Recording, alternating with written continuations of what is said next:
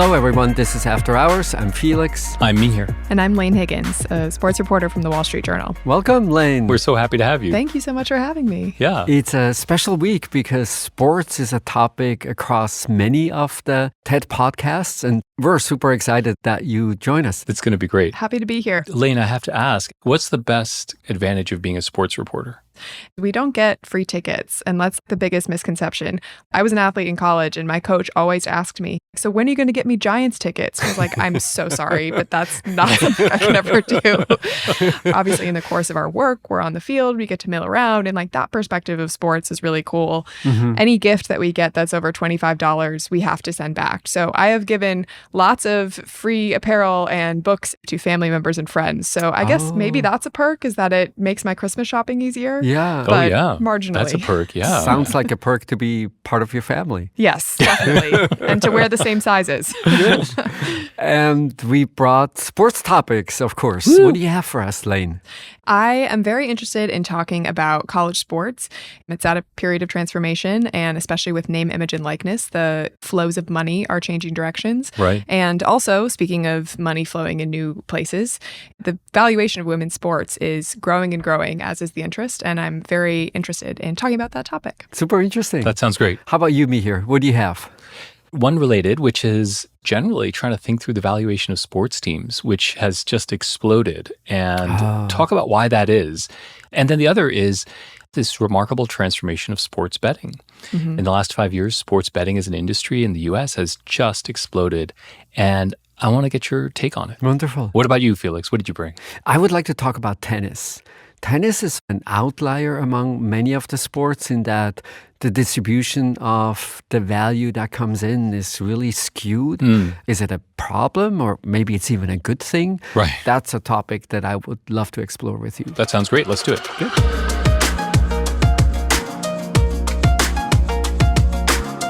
So Lane, college sports and making money as an amateur. What's going on? It's a brave new world out there. As of 2021, athletes can sign endorsement deals. That started off with a slow trickle of seeing offensive linemen strike deals with barbecue restaurants where they would get like $200 worth of meat. Right. And just silly deals like that. And as the space has matured, we've seen a player signing with Nike or a bigger brand.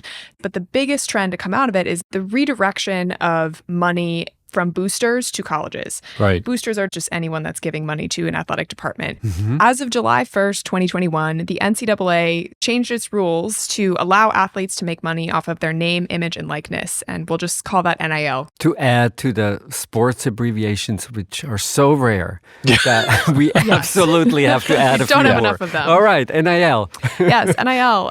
That often means that someone who might have a $10,000 donation to the school that they might previously have given to the athletic department, which the athletic department can then designate at their will, might be giving it directly and lining the pocket of a quarterback because they want a good recruit. And the thinking goes, the more money you have coming in, the better recruits you're going to get. The better recruits you get, the better you are at the sport. Mm-hmm. You look at a school like Alabama and Clemson, the way that their football team's having success on the national stage, and that increased donations to the school, it increased out-of-state applications, it increased enrollment. Yeah. So that's one thing I'm curious about. Are we going to see football teams better? Are we going to see other sports marginalized? Yeah, I think this is completely fascinating, Lane. And as you laid out, it's a shift in the balance of power away from universities and toward athletes. Athletes historically were getting nothing out of this game, which was minting money for the institutions. I confess it's hard not to feel good about all that. Mm-hmm. But the second dynamic that you're highlighting, I think, is the shift of power towards donors. Donors now can target things in ways they couldn't target things before. Mm-hmm. The swimming team was getting some of the football revenue, and the left guard was getting some benefits that the quarterback would otherwise get. And all of that sharing is under pressure. The rewards go to the most visible, the most celebrated, the superstars. I don't know, Felix, what do you make of it? So I completely agree. The fairness argument is just super strong. And frankly, that implies that some sports completely disappear or get much smaller. In my view, that's not really terrible. We just see the market forces operating. It's just like the rest of the economy. If there isn't really much demand, if there isn't really much enthusiasm, why keep it up? That's spot on. But the reason why there's pressure on keeping this fringe sports is the Olympics, because those are such a cash cow for NBC. But also, the US and other countries take some pride in topping the medal table. And you're not going to do that unless you have some pretty good fencers. And because the US is unique in the way its amateur sports system is set up, pretty much every other country in the world has a state-funded development program for athletes. In the US, that doesn't exist. That's college sports. Honestly, I'd never really thought about that, but it makes sense, which is the U.S. is unique in that we basically use college athletics to become a breeding ground for everything. Yeah. In one hand, I guess I think that's better if it were outside of the college athletic system, that we are including fencing or swimming for the purposes of building Olympic strength seems like a contortion. It's interesting to think about how the Olympics might change in a world where college sport doesn't train athletes for the rest of the world. So I would predict sports at the margin, maybe we don't quite see the performance that we would have seen in the olden days. And does that really matter so much? What I love about the Olympics is I watch all these sports that I barely know what it's all about. And frankly, is my enjoyment going to be impacted by stellar performances or performances that are 85% of what's possible? I don't really think so. Yeah. I want to just return to one thing you asked at the beginning, Lane. You have athletes who are conceivably going to get distracted by the amount of dollars that they're going to be coming in. So the interesting outcome might also be that these supposedly winning sports, football, basketball, at the collegiate level, will they get better or might they actually get worse? There's an interesting case study that I think is still unfolding, and that's Texas A&M. Jimbo Fisher is one of the highest paid coaches in college football, and Texas A&M as an alumni base is also one of the most well-endowed in terms of money and also willingness to throw money at football, put it that way. And they had a recruiting class that was the top in the nation, which is the first time that the top school in a recruiting class has not been Alabama or Georgia in something like 2 decades. And what was interesting is Texas A&M famously this year was quite bad at football. They did not even make a bowl game. That's just an abomination by Aggie standards.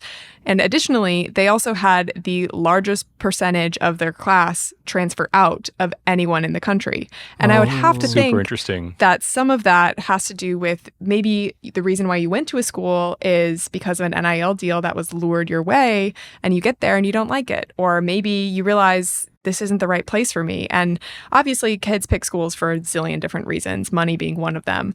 But it's hard to turn down $1 million when you're 17. And I got to think that that's something that's happening here. That's true, yes. This was a really great topic, particularly because Felix is in the middle of negotiating his own NIL deal right now, as I understand. Yes, maybe that's worth a conversation with the president. There you go. So, Mihir, you wanted to talk about the valuation of sports teams. Obviously, finance professor has got to talk about valuation. Yes. So let me just first ask you both, okay, infinite resources, what team do you buy? Oh, gosh. Oh. I think you could look at a team that you know is going to appreciate and value. I would do a women's sport, either women's soccer because of the global appeal or women's basketball in the US. Yeah. Or if you're trying to buy a team that's already has incredible brand reach and recognition around the globe, I might do the Yankees. Nice. I'd like the Yankees more than the Mets. I thought I liked you, Lane, as a co-host, but I'm questioning that right now. But anyway, go ahead, Felix. Who would you buy? Well, of course, since I teach at a business school, my decisions are completely determined by nostalgia. I would buy the Philadelphia Eagles because I have such fond memories of moving to Philadelphia, seeing American football for the first time live. And I think somehow it's maybe like your undergrad experience. You will never forget that first life encounter that you have with an institution or with a sports team. So go Eagles. Wow. I thought I liked you too, but apparently not.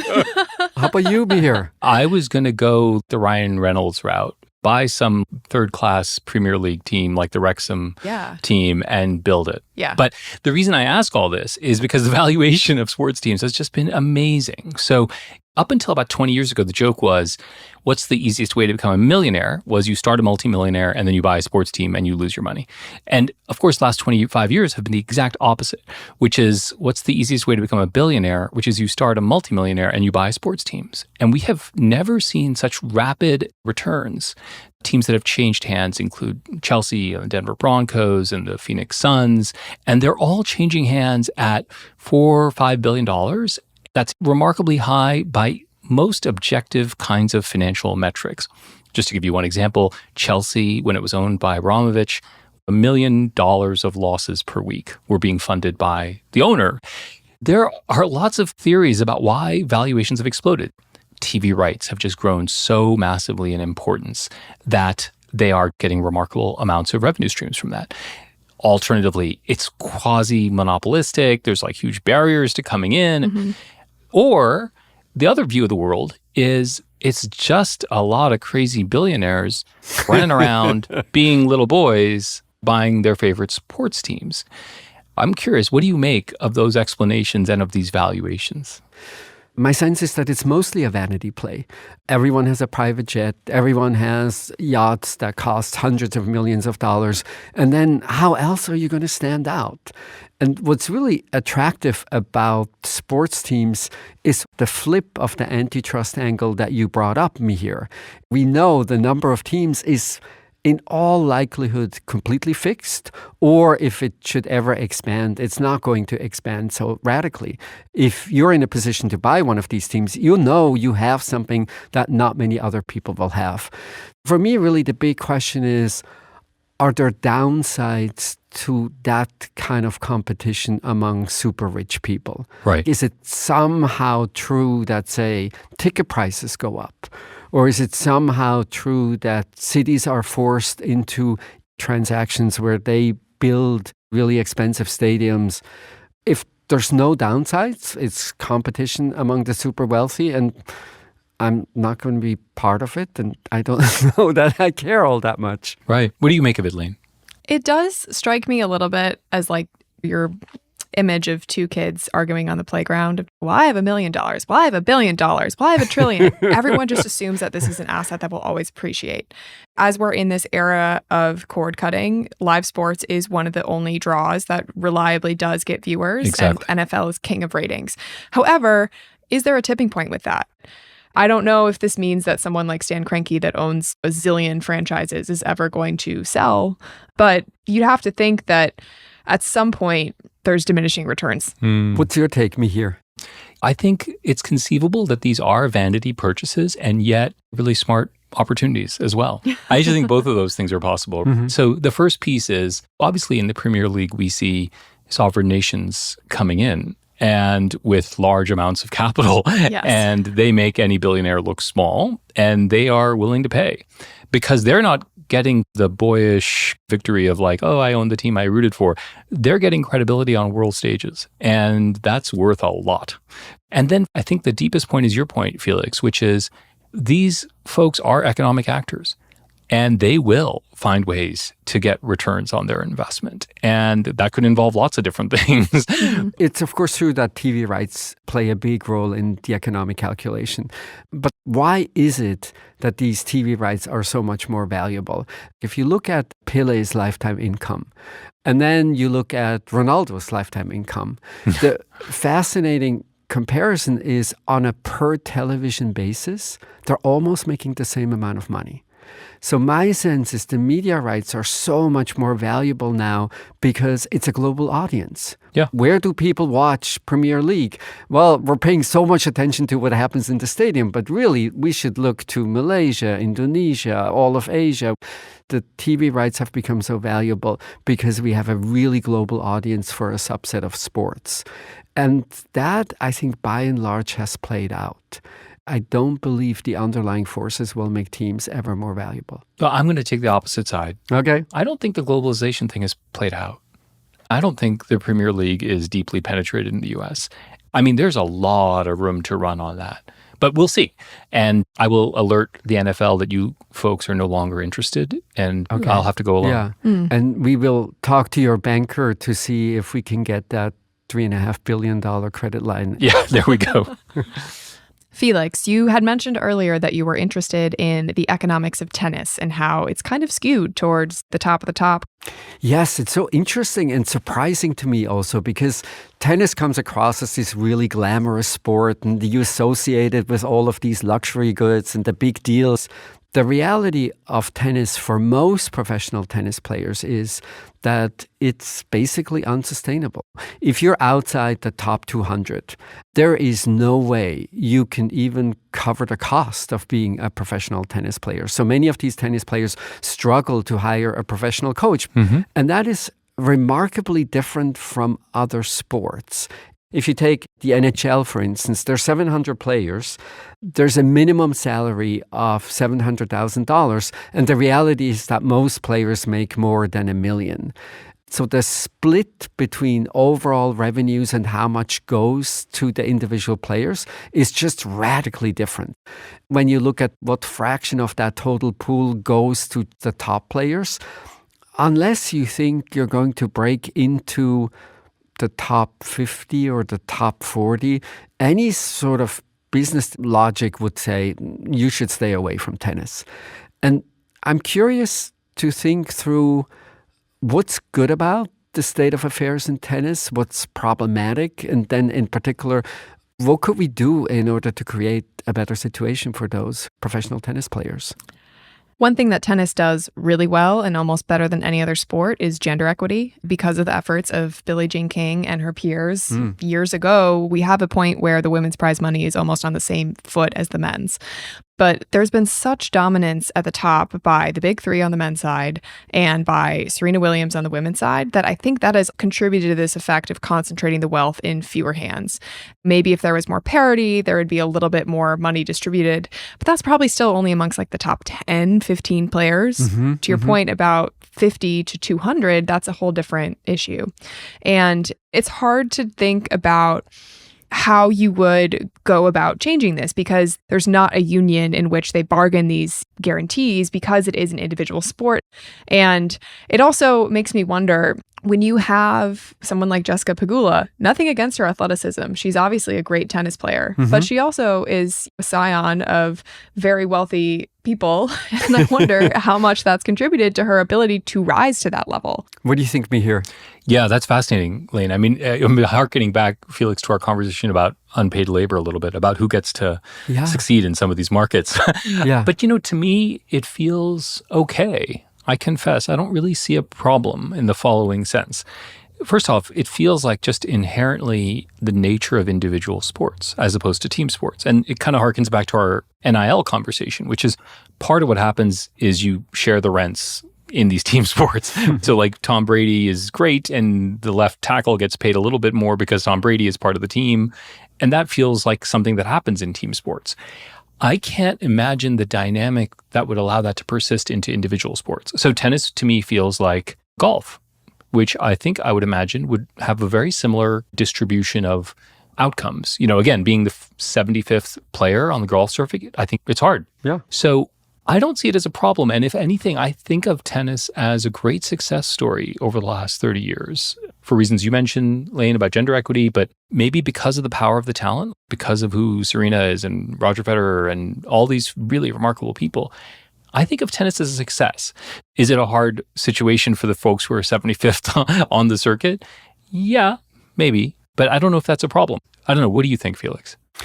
I do think there's an interesting organizational angle to the story.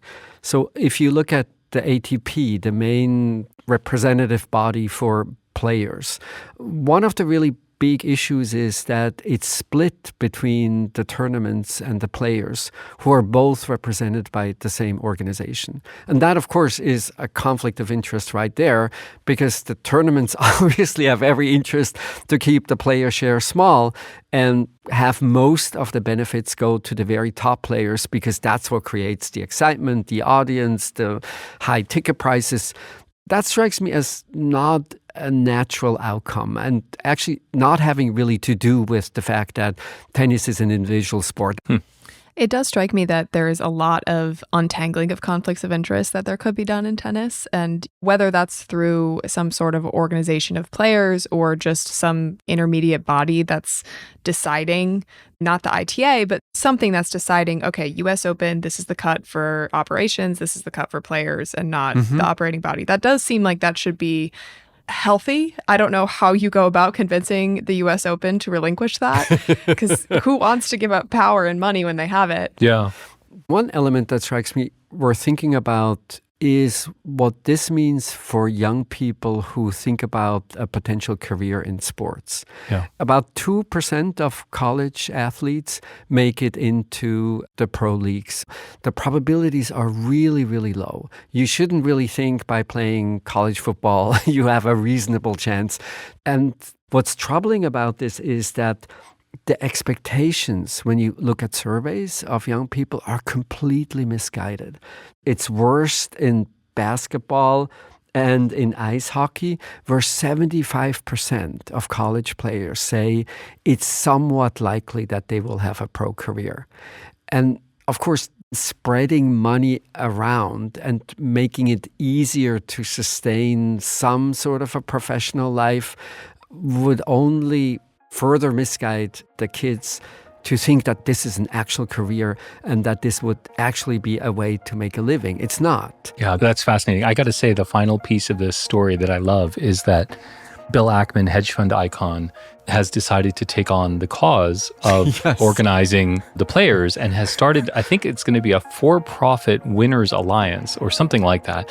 And just the irony of a hedge fund titan going to the streets and saying workers of the world unite is, I think, pretty fantastic.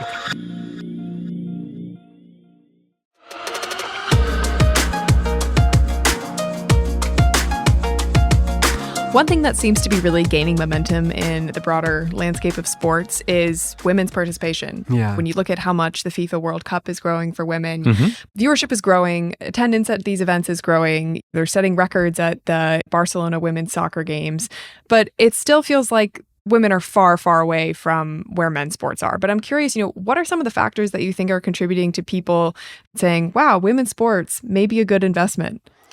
Sometimes it just takes investment to get to the next level. So what if we share differently? What if we actually invested ahead of the revenue streams that we have today? We would improve the athletic capabilities, we would improve the stadiums, we would improve the visibility, we would do better marketing, and so on and so on. And so there's something really misguided about looking revenue streams today and then say, we shouldn't really pay women teams more because the revenues are a fraction of what the men's teams bring. And it's not how any business person would really think about a business. And I don't think we should think about sports that way. You could argue that you're going to get better talent if you make the salary a living wage, because then that feeds on itself. And I think a lot of these leagues for women right now are at this tipping point where it's not quite enough to live on. So you have these people working multiple jobs, and then that makes the quality suffer. And you're sort of stuck in this cycle of never breaking over that edge of, wow, this could be something. I think you guys nailed it. I think that's exactly right about investment ahead of what we might fully understand to be the full potential. Having said that, I can't help but just say, it's been like 20 years of people saying like women's soccer in the US, for example, would break out. And I don't know. There's capital that needs to be redirected in this direction. But I think if you're a believer, then you got to get out there too. Yeah. You got to get out there and support these teams and provide exposure for these people and do all these things. It's a whole ecosystem. And so it doesn't just feel like a failure of capital. It feels like a failure of all of us in some sense.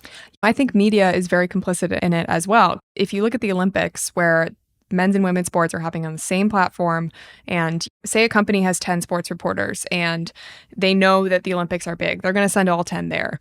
If it's hockey, they would send 8 to the Stanley Cup Finals and 2 to whatever women's league is doing. Because you have all those resources there and the women are doing great things alongside the men, women's coverage tends to be 50-50 at that event. And that's like the only time that ever happens. I think the statistic is that women's sports takes up about 4% of total TV coverage and sports coverage more broadly. Oh my God. If you actually devoted the resources and made the storylines something that people cared about, then it's possible that you'd be interested in watching a game. Because how often have you heard a storyline about some great Olympian from previews on NBC and then thought, wow, I should tune in and watch Simone Biles? Yeah, I think that's exactly right. Mihir, I know you're a betting man. What's new and exciting in the world of sports betting? Well, the Super Bowl is obviously upon us. And in fact, it's interesting because the odds have been going back and forwards between Kansas City and Philadelphia, and it's looking like a very close matchup. But this is all happening in the backdrop of the remarkable growth in legalized online gambling, which began really in 2018 with a reversal of laws that had barred online gambling. It's now widely available in 20 to 30 states, including Massachusetts, as of last week, where you can now place bets. And sports leagues that have embraced it completely, and celebrities have embraced it completely, and the media has embraced it completely, providing odds and providing gambling guides to fans. So we have just seen this remarkable explosion. And three companies in particular are interesting. There's FanDuel, there's BetMGM, and DraftKings. So you have now ways to trade in the stocks of the companies that are doing all this gambling. I'm curious what you make of all this. There's a puritanical side to me, which gets uncovered at times like this, where I say, oh my God, this is the decline of civilization. And then there's a part of me that says it's entertainment, sports is entertainment. So do either of those sides speak to you, Lane?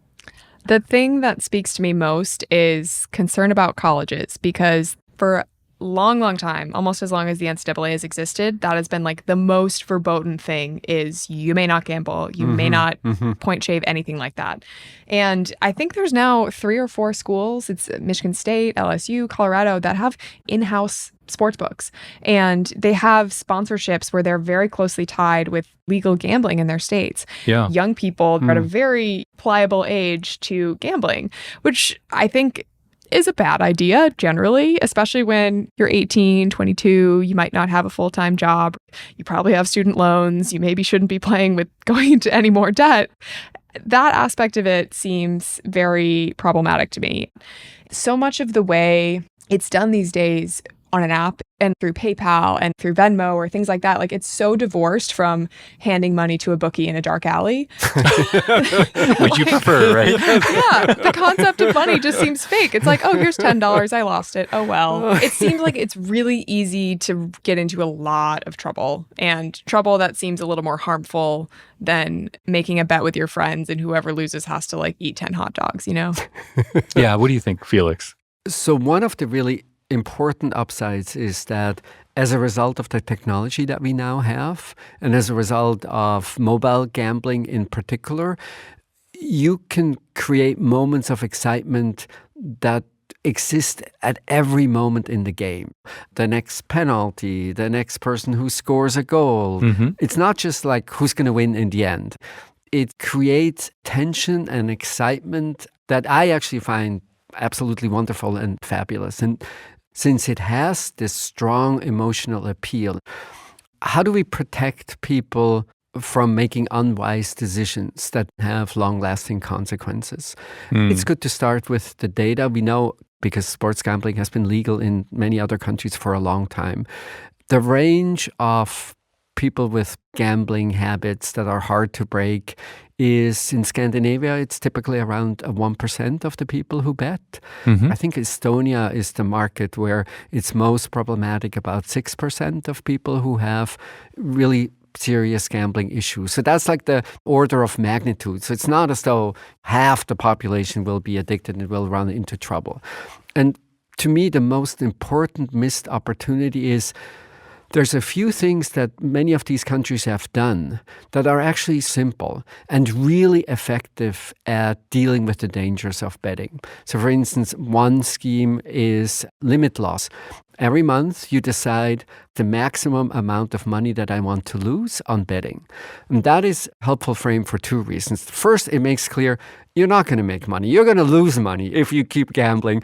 And all you have to decide is it $200 or is it $500? And then researchers have done interesting interventions. So for instance, they sent a little text message to people, oh, now you're within 20% of the limit that you set. And you see dramatic changes in behavior. Yeah. We know it's a great source of joy and enthusiasm for the vast majority of people. And we know it's going to be a problem for some fraction And instead of looking around and importing the best ways to manage the downside, we seem to let it grow without much thought. So I think you have unleashed my inner puritanical scold completely, Felix. First, I think the way American capitalism is going to drive this into the population is going to be amazing. And if you think there'll be legislative efforts to stop it or put on brakes, I think that's unlikely. And then the second thing is, on your kind of additional moments of joy, like who's going to score the next goal? And I need to bet on that to enjoy that. Do we need that? Do we need an additional moment of joy? Yeah, we always do, no? No, we don't. And just for Lane's comment earlier, I just want to say, do you know the cheating opportunities that creates? Yeah. Look at cricket. Look at the NBA referee stuff from like 20 years ago. Yeah. There will be scandals. If it's like a in-game bet on who scores the first basket after half that, oh, you were open, but you passed it, how can they prove that? Yeah. It's going to be impossible to enforce. Yeah. The other piece of this, which is fascinating to me, is if you don't want to bet on sports, you can bet on these companies. So DraftKings and BetMGM and FanDuel. The interesting piece of this is in this growth phase, they are spending a lot of money to acquire customers. You can't watch any professional sports in the US without seeing a zillion of these ads. And in fact, some sports have capped the number of ads that you're able to see. DraftKings has estimated that they spend $300 to $400 on customer acquisition, and they claim lifetime value is $2,400. But I don't understand how this is sticky. You spend $400 to acquire Lane or Felix, and then what makes you stay on that platform, Felix? Is this business model make any sense? Switching costs are very low. And so whether the customer acquisition costs really benefit you is not completely obvious. But of course, the reverse is also true. You get customers without having spent a lot of money on them because they got the $400 from some other company. So how exactly that shakes out is a little hard to say. But your earlier point, I think, is actually a really important one. Remember when online poker was all the rage? Yeah. We had these endless conversations about how many people would get addicted and forget about their kids and their family, and it just went away. How big is it going to be? Frankly, it's not completely obvious. Who's going to get the value? Is it really the media companies? Is it the individual players? Is it the associations? There's all of these completely open questions about how the value will be divided up. Yeah. And I really disagree with you, Mihir. Every additional source of joy in anyone's life, always very welcome. All right. I will say, my group of friends in college, we always do Super Bowl prop bets. And this was in the middle of the Patriots dynasty. Yep. And the one that brought me the most joy of that, granted this was about a $5 stakes, was what color will Bill Belichick's raggedy cutoff hoodie be for the game? So there is something to that joy. I agree. Let's have some joy. Felix, I take it you're going to take the Eagles. Is that right? Oh, yes, of course. I'm on autopilot. Lane, where are you coming out on this? I feel like all of my friends that are Eagles fans will crucify me if I don't say go Birds. So I'm going to go with the Eagles. Good choice. I have never had the opportunity of interviewing Patrick Mahomes, but Jalen Hurts is a very nice man, and I always enjoy talking to him. So he has my vote for now, based only on that. Whoa. Did you just see how she dropped that? Yeah. Felix? I was like Jalen and I go way back. He is a professional. I interviewed him in a crowd of 20 people. We're not exactly best buds. Well, I just got off the phone with Patrick, and I think I'm going with the Chiefs. So there you go.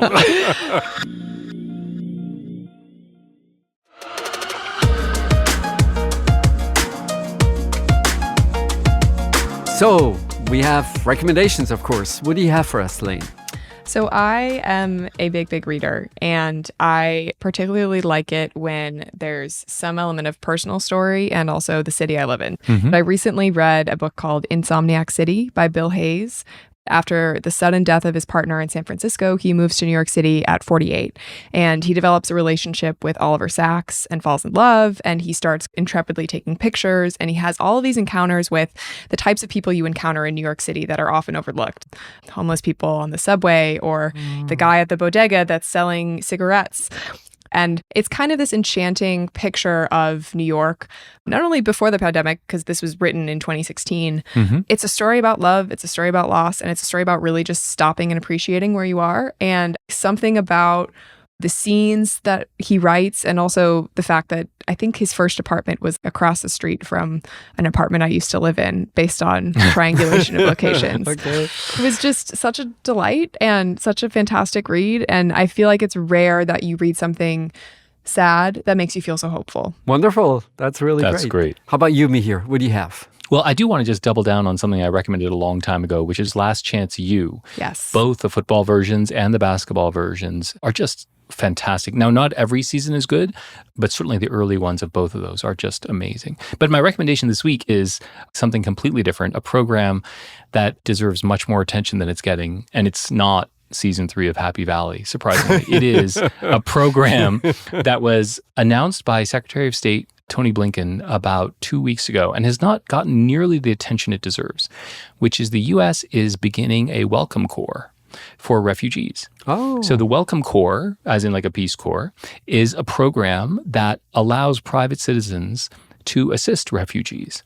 It mimics a Canadian program, and it's got incredibly modest goals. So the goal this year is to get 10,000 groups to sponsor 10,000 refugees.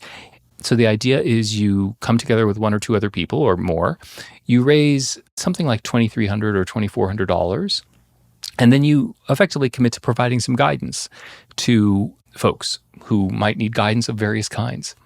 And I'm thinking if we get a big chunk of After Hours listeners to sign up to the Welcome Corps, and you can find out more on the website of the State Department, actually. Just in the interest of full disclosure, I have yet not done it. I'm planning to, but I think it's a spectacular program. Mm-hmm. That's really wonderful. Really cool. So, Felix, what do you got? Lane, you will be pleased to know that my day starts by reading the Wall Street Journal. Fabulous. That's my usual routine, and then I venture out to some other newspapers. And I have to say there are days when it's just a little much. Thinking, oh my God, what is happening to the planet? What is happening to humanity? And I was just so super pleased to find a website, a service really, called Beautiful News Daily. And it's an initiative by Jason Kotke. He's a very influential designer. Yeah. And it's just an endless stream of positive news illustrated beautifully. So, for instance, the gender gap in U.S. schools has disappeared. All of a sudden, acidity levels on the planet are back to normal. We're reaping so much more energy from solar than we did just a couple of years ago. And so it's just such a joy and often such a contrast to what I'm usually reading. Mm-hmm. Everything's positive, everything's wonderful, and the site itself, as you might have guessed, looks really spectacular and wonderful. So we'll post a link on our website where we always have all our recommendations, and I hope that many of you will get a little bit more joy in your life as a result of looking at Beautiful News Daily. I cannot recommend it enough. I think I need to add that because currently my go-to for breaking out of the doom scroll is just looking at videos of golden retrievers doing silly things on Instagram. But that sounds a little more educational. Silly is important, I will say that. Maybe a mix of beautiful news and silly might be the right combination. So this is it for today. Thank you for listening to this special sports episode of After Hours, a podcast of the TED Audio Collective.